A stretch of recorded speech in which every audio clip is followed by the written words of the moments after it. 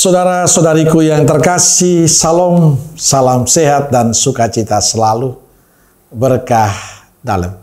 Sudah kita memberi senyum hari ini, Selasa 14 Januari 2025. Kita awali permenungan kita dengan tanda kemenangan Kristus dalam nama Bapa dan Putra dan Roh Kudus.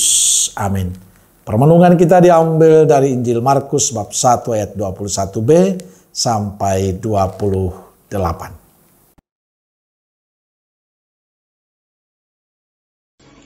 Setelah hari Sabat mulai, Yesus segera masuk ke dalam rumah ibadat dan mengajar.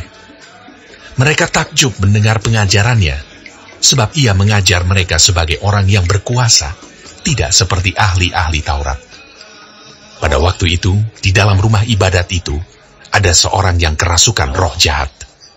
Orang itu berteriak, "Apa urusanmu dengan kami? Yesus, orang Nazaret. Engkau datang hendak membinasakan kami. Aku tahu siapa engkau, yang kudus dari Allah." Tetapi Yesus menghardiknya, katanya, "Diam! Keluarlah daripadanya!" Roh jahat itu menggoncang-goncang orang itu, dan sambil menjerit dengan suara nyaring, ia keluar daripadanya.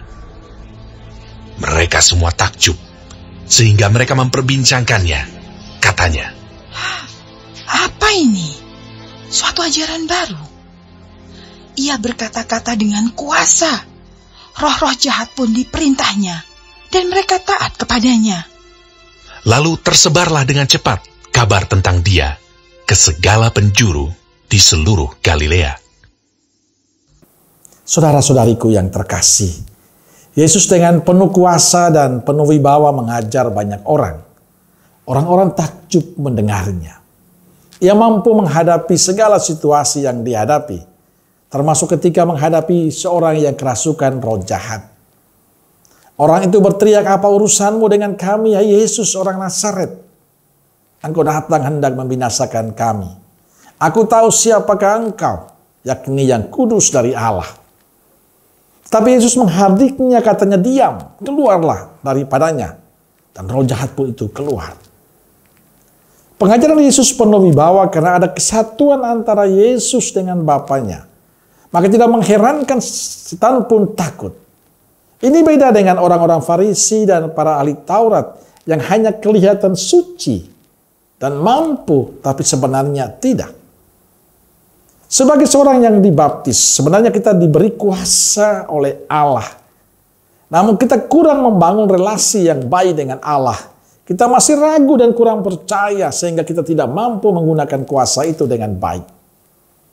Kunci dari kuasa yang diberikan Allah itu adalah iman dan kepercayaan kita pada Kristus. Kita tidak ragu lagi, tidak takut lagi, tidak cemas lagi akan kuasa Allah itu.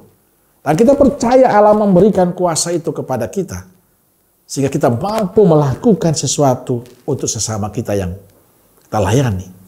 Maka kedekatan dan kesatuan dengan Tuhan menjadi sebuah keharusan bagi kita sebagai seorang beriman. Ada relasi yang intim yang kita bangun dengan Tuhan. Relasi itu menandakan kita punya keyakinan bahwa dalam nama Tuhan kita bisa melakukan sesuatu. Kita pasti bisa. Kalau kita sungguh percaya akan kuasa Allah yang diberikan kepada kita. Maka kunci supaya kita mampu melakukan sesuatu, percaya pada Kristus. Dan selalu menyerahkan semua kepada Dia. Mengandalkan Dia.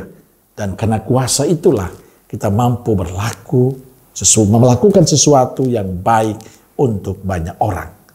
Semoga lewat pengalaman Injil hari ini kita semakin yakin Allah mempercayakan kuasanya kepada kita.